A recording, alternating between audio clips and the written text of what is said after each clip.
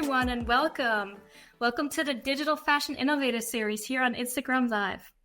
My name's Marie Bastian. I'm the CEO and founder of World of Mesh, and I'm your host for today's session. And yeah, this new era of digital fashion is just bringing together all these amazing talents from all around the globe. And we're here to share their story and to inspire a whole new generation of digital creators coming in, but also the fashion industry at large. And in this session, every speaker is speaking on behalf of themselves, not for the companies they work at. And if you have any questions, feel free to add them in the comments, and we'd love to bring them in on the fly. All right. And with that said, I would like to lead over to our topic for today, which is Beyond Trends, placing our planet first in digital fashion. And our guest speaker for today is Clare Tattersall. Director of Digital Fashion Week, founder of The Drip, and I'm just so excited to have you on today. Thank you for joining us. Oh, thank you so much for inviting me, Mary. It's always just a delight to talk to you, and so I'm really happy to meet your community and share any information that I have. Amazing. Yeah, and with that, we should get started right away, right? So in this platform, usually the most important thing is to hear about you and your journey and to understand where you came from, how you got into digital fashion and what you're doing now. So maybe you could start right there and share a little bit about yourself. Sure. Yeah. So I come from multiple directions. I have not followed a straight track. I firmly believe that as human beings, we're really not siloed. We don't belong in silos, and we pull on multiple skills. And if we are entrepreneurs, we pull on those multiple skills to sort of create a new direction and hopefully a new vision. So my background, I'm going to start in 2009 when I started Thunderlily. Our goal was sketch to launch in 24 hours at zero cost. So huge overlap with Digital Fashion Week. That the focus was really on independent designers and the innovation that they are bringing. There is so much talent in the creative community, and it doesn't always belong in working for a larger brand. We really felt that there were so many people who were super talented, super trained, with great ideas, who wanted a place where they could share their ideas. So creating a hub for fashion, and the consumers would benefit and producers would benefit. So creating a place where everybody could come together and bring their talents and create something new. So having said that, it was the hub. It was also sort of a vertical virtual platform going sketch to launch. So we created a 2D platform for fashion designers, and they could come in, they could design, they could put their designs on the website. And somebody could come along and they could choose one of these designs, and they could choose any fabric and then have it made locally. So the fabrics they could choose were the fabrics from the garment district in New York City. So super local, produced, hyper local. Yeah, we were really looking at, producing locally for us, but trying to find a way that somebody could come with an idea, somebody could come with the production skills, and somebody could come with the materials and bring them all together to create new possibilities. Amazing. So that was Thunderlily. I was also creating robotic fashion, doing some outreach here and there to teach fashion technology, particularly to girls.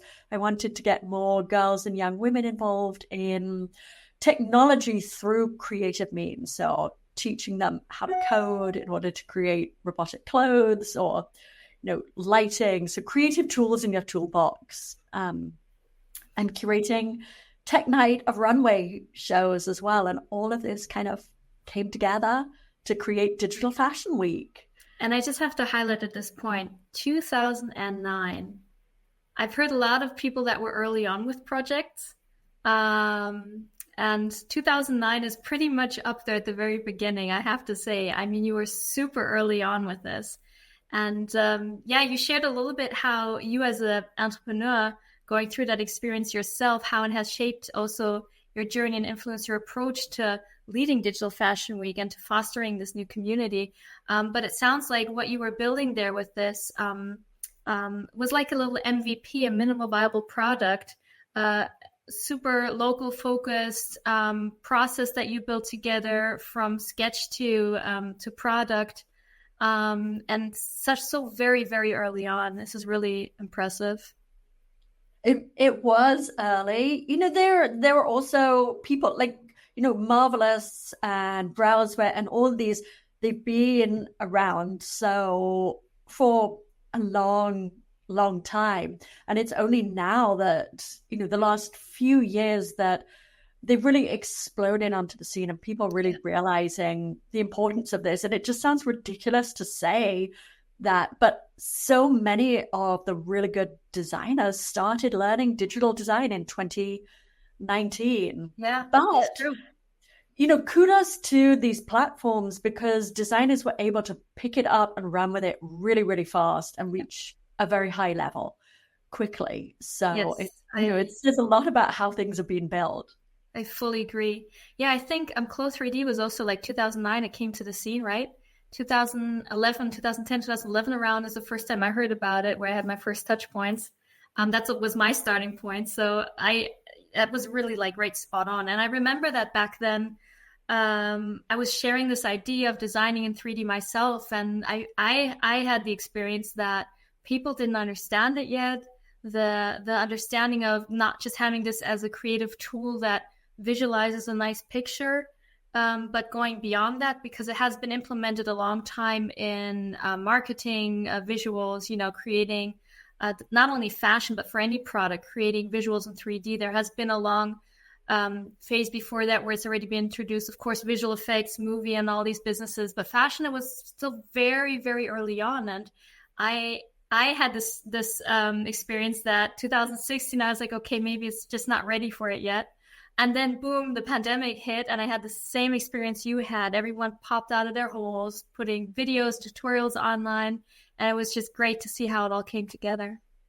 Right. And I think you've got a really good point there, actually. People putting videos and tutorials online, and that just speaks volumes about the community that's built up around this, that so many people were self-taught, but also how ready everybody was to help each other, to share their ideas, to build their own knowledge and share their own knowledge as well. So it's been a complete change of this part of the industry in so many ways, just the entire culture there.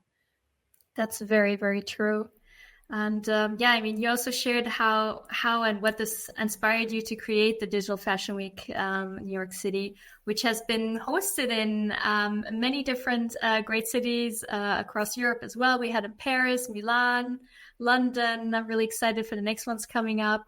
Can you maybe elaborate a little bit more on the reason why you founded it? Of course, you said you wanted to create a hub for creatives, also focusing on bringing independent designers into the scene more than brands down, more for like independent up approach. Can you explain a little bit the gap that you're also trying to fill in this industry with this project? Yeah, so let me tell you how I actually had the idea of starting it was in 2020, curating tech night for fashion shows that were what were we going to do to show wearable technology, because that's what I was working on showing at the time. And how are we going to do that? I didn't want to just film it on a rooftop and put it on YouTube. So I looked at what can we do to use technology to show technology. It just sounds like such an old idea now, already 4 years later. So I use, and it's actually, I think, a German company, Kunstmatrix, and they have these templated XR sites for artists. So I use these to create 3 galleries, one for wearable technology, one for digital fashion, and one for technology as well. So coming from fashion tech and being at, it was a relatively unique intersection. And I really wanted to put technology on the same level as fashion and not separate it, so that we're experiencing the technology front and foremost as well, and having the same sort of visceral excitement about it as we do about fashion, and see it as means of helping us express ourselves, that it's just intimately connected with it. So I created these galleries and just had so many visitors that I totally did not expect to have that many.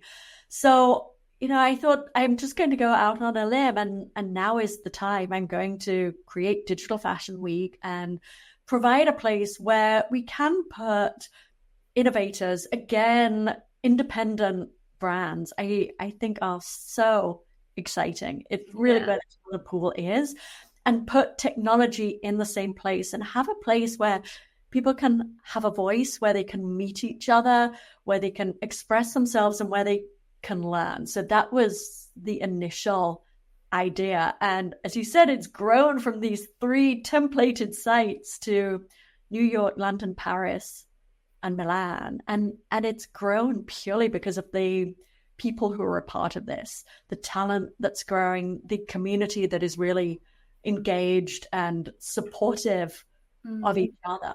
So it's all I can say is that mission accomplished, because when I go to your events or the Digital Fashion Week events in the community, the best part, like you also always say, is the people that come together. We're such a small community still, even though it's growing massively. But also it really is a space where we can experience and learn together. You have great talking guests, speakers always on the forefront. And I love that you also pick up topics from all levels of expertise. So they are the high level topics, for people that are very, have been in the business for a while now, and but also like getting new people on board, involving them as well, explaining things like from the root up. So cheers to that. Keep it up. I'm definitely going to be visiting the upcoming events as well. But one thing you said I really liked, because you were saying that also the focus of our session today is also how do we put our planet and our Earth at the core of every decision we actually make. And I think that's a really interesting topic, because technology and sustainable, conscious fashion, in my experience, are very often seen in 2 very separate buckets, right? Like we have Digital Fashion Week, which is a lot about technology, also sustainability. And then we have like purely sustainability fairs. And I have visited them in the past. And I went up to some event organizers, said, well, we don't have much digital fashion involved in here. And there's a lot that it can bring to the table as well, what technology can bring to the table to help solve problems. So I've been always asking these questions, why we still have these 2 separate buckets, while for me, they very clearly belong together. Yeah, I agree they belong together, but I think there are parts, I think there's parts of the sustainable conversation that are far from technology. They're about, upcycling and reuse of materials. Yeah. But I think we do need to have the conversations together. I think there's a lot that technology can do. I don't love to talk about sustainability. I'm not any kind of expert in sustainability, but I don't love the word sustainability. I find it a little confusing, because as long as we are producing, we are causing a problem. We're taking from the planet, and we're probably putting some waste into the planet, and we're probably putting some pollution out there as well. As you mentioned, I do really think we should have the planet at the very foundation of every decision that we make. We see the weather changing everywhere so seriously. There are places in the world that are going to be unlivable. Some of those places are where we're producing fashion. It's often the people with less resources actually who are going to be the most affected. But I think we're all going to be affected.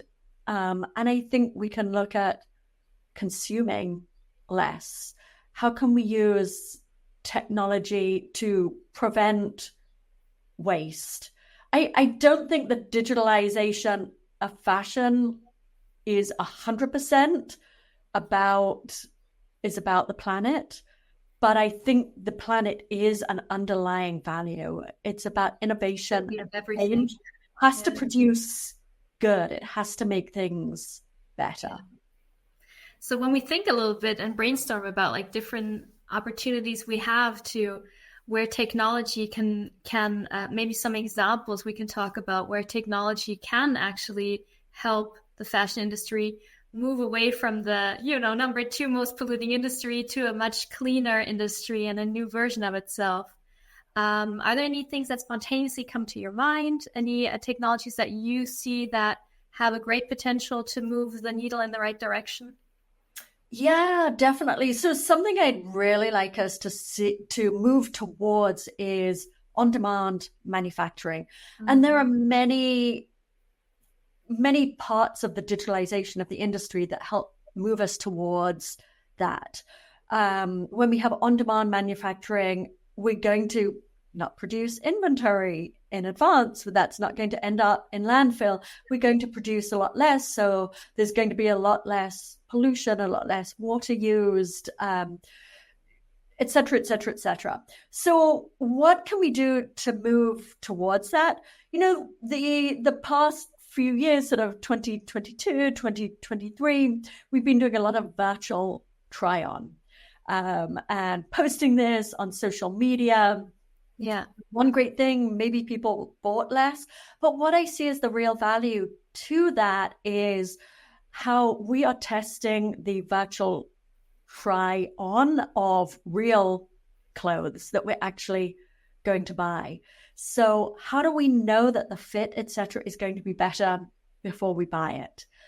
And I think all the data that companies, I think people might have sort of a negative visceral reaction to that. But, I do think data can be used in really good ways here. If we have more of an understanding about who is buying what, we make sure that we have better sizing for people. Yeah, that's a big topic. It's a really big topic. And I think we've moved far away from that in the past few years. But I think sort of with the, there's companies that have been working on this for a long time, like Bold Metrics. They've been doing AI fit. And it's not about virtual fit. It's about using AI to gain information about yourself and how you shop, etc., in order to, I hope I'm explaining it correctly, but how to have a better fit of your clothes to make sure that when you order something for the first time, it's really going to work for you. So true. I mean, just to think about it, the fashion industry, how it's been, working for the last hundreds and hundreds of years. We have, if we look through like across worldwide populations, we have so many shapes and so many different fits on so many different people. And what fashion tried to do is to put it into standard sizing. And I think everyone had that experience when they have this favorite brand where they always buy stuff from because it just fits. They happen to just tailor really good to your size. But with 3D fashion and 3D design and motion tracking, if you have a Xbox and a Kinect at home, technology that can somehow scan your body and get your measurements in place, we could also move from these standard sizes, which don't quite fit everyone anymore, to like tailored solutions, right? Where you can actually have your body scanned, given your measurements, and then make sure that the clothes are actually fitted exactly to you. We have patterns that automatically jump in place and have auto grading. So grading is a word for different sizing. the technology is getting really better and better in this field, and I'm really looking forward to moving away from these standard sizes, which, like you said, leads to people sending stuff back because they don't fit. So that's a really good one. I love that. Right. And also the data about what sizes people want as well. And being really honest about that and how that translates into marketing, etc. Yes. So I think there's a lot of really interesting conversation. Yes. Yeah. That's a really good one too. So maybe we can move from this topic onto the role of the new designers coming up on the forefront, because like you said, the Digital Fashion Week for me also is a hub of upcoming emerging designers, having new mindsets and new visions of our industry and where we want to head.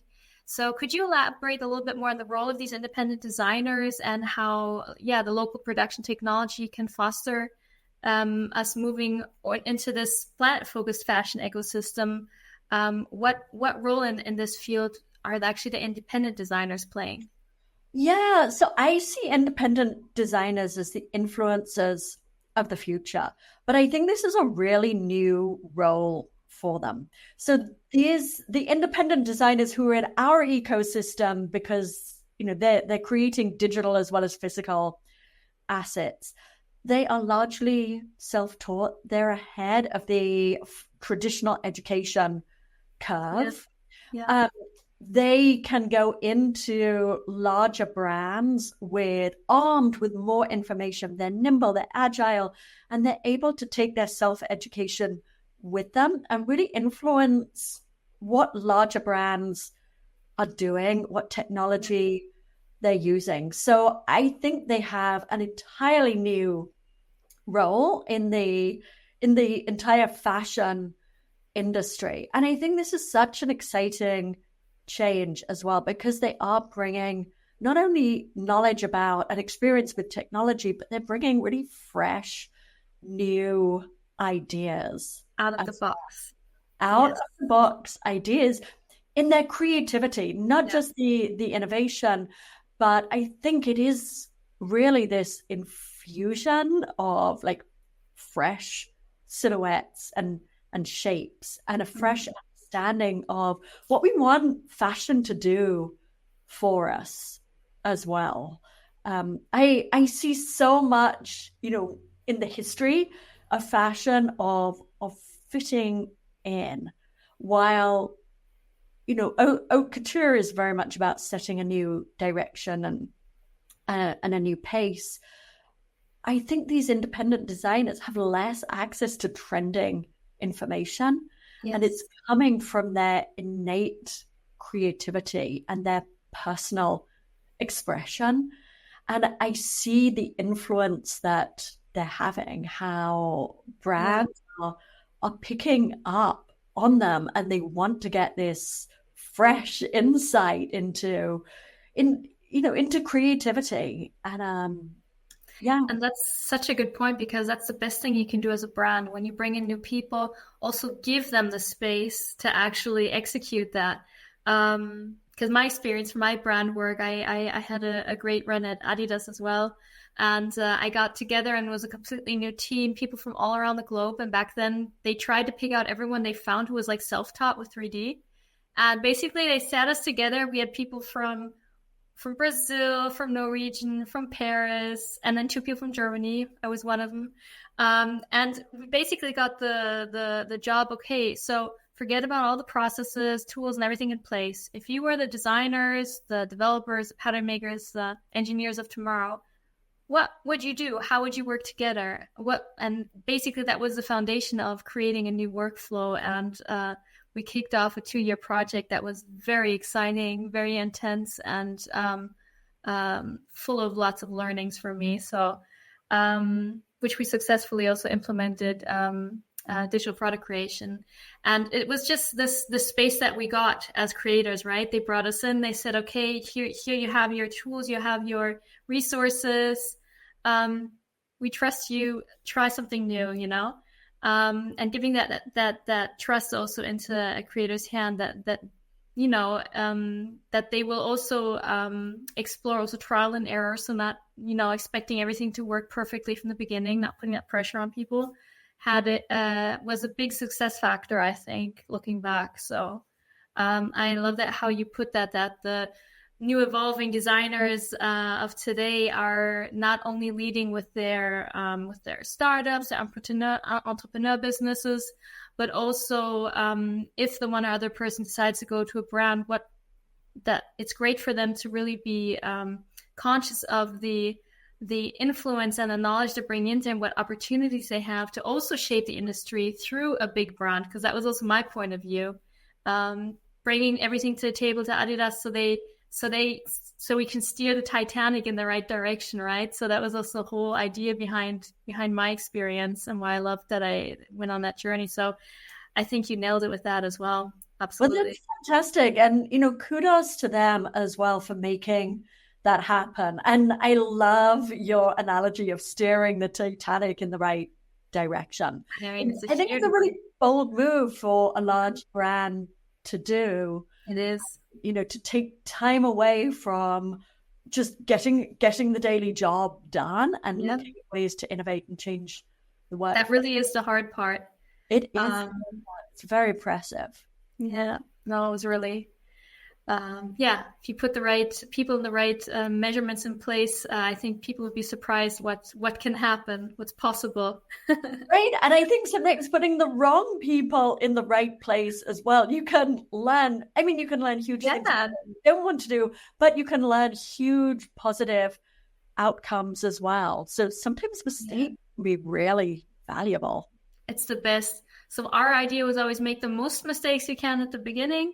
That's with all the teams and jobs I've worked with since that day. I'm like, let's do all the mistakes we can now, because once you did it at the very early stage, you can get out of the way and you're prepped for it. So what happens? So basically, embracing, like celebrating every failure you have at the beginning instead of avoiding it in some way is probably the best way to go.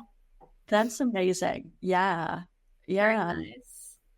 So collaboration seems to be like at the center theme of your approach to everything you've been doing, but also the Digital Fashion Week, New York City. And so how do these collaborations for you drive the innovations that are happening in our industry? How do you see, like, which parties do you see coming together, and how do you see them connecting also on these platforms? Oh, so multiple levels to that answer. So first of all, the networking at our events is a really huge part of why we come together. First of all, fabulous people are there like yourself. But I hear so often about people meeting each other, often starting something new, finding the key people that they needed to fill gaps. We have a lot of people from the traditional fashion industry who are coming to our events. Some of them are looking for innovators and creatives that they really want to drive change. But we purposely have intimate events, not huge events. The smaller something is, the more quality the audience is, and the more likely people are to really communicate and network and get to know each other as well. So the networking is one part of it, but we are also setting up in sort of a whole process for how we get to an end result. So I'm not going to give too much away, but looking at, for example, our event that we're doing in London. So we are talking to some design software companies who are going to sort of sponsor part of this process. We're talking to a designer from a very well-known brand, and also, the sponsors looking at independent designers, how we can reach them. We're looking at bringing into the conversation somebody from media to create a story around this. We're looking at motion capture, and as you all know, we are going to be hosted in London again at Epic Games in the new facility. Yes. And I mean, It is just such a treat for me to work with them on so many levels. First of all, they're just an amazing team. They're really supportive, really encouraging. They really help create networks as well for the lead up to how we can showcase fashion, have really good ideas. They have so much experience, but so many ideas about, who we can bring to the table and helping us create these partnerships like months in advance that help us roll out how we're going to experience fashion on the runway. So, absolutely. Yeah. So basically it's designers, technology, but also the media coverage is a huge part of it, because everyone who's starting out new is also learning while they're doing. And what I learned is how important messaging is and getting visibility. And that's also like a huge learning curve that everyone has to go through. I mean, you have a marketing background too, right? So you're very much blessed with the insights from that as well. Yeah, but I love it. There's more to it than just the designer and the audience. There's so much more involved in between, and it's great to see how these collaborations come together. Right. Yeah. And, another example is Sandbox as well. In February, they were an integral part of our event at NFC Paris, and they hosted us for the talks and engaging our designers with creating how to create in Sandbox and why to create in Sandbox, and the value of going in this direction, opening up opportunities for designers. So these partners bring so much to the table and give our design community access to so much as well. So it's it's a community. So good. So, I mean, just to round our conversation up slowly, if you guys have any questions, please add them as well. We're happy to bring them in. But I'd love to hear from you what you are most looking forward to for the upcoming Digital Fashion Week. And also looking back, what were your top highlights so far? Oh, from the last season or the last, it just, I'm more and more excited about every season. The designers outdo themselves from the previous season. I love seeing how the talent has just skyrocketed. Not only have more people come into the field, but the level of talent has really grown. I love seeing how the designers pick up new technology and new ideas and run with it and what they create. And when you put tools in the hands of creatives, then they always take things in a new direction and bring up the unexpected as well. So that's something I love to see, is the unexpected. Yeah. Yeah, I love people coming together. I love hearing the conversations. So I don't think I could pinpoint any particular highlight. Every moment is super enjoyable in just so many different ways. I'm really looking forward to September. I'm looking forward to focusing on retail disruption. Yes, that's the topic for the next sessions, right? Yeah. And promoted it on LinkedIn. That starts at the beginning of the design process as well. We're going to really look at solving problems and offering valuable information for what are the problems in the fashion industry and how do we find solutions here. So, great partners. In Paris, XYZ, who is it's the NFC Paris team, NFT Paris team. Sorry, I'm working with NFC. It's the NFT Paris team that started XYZ at Station F. So we're going to do the runway there. So that's like the big co-working space in Paris, right? I know some people that been there. Yeah.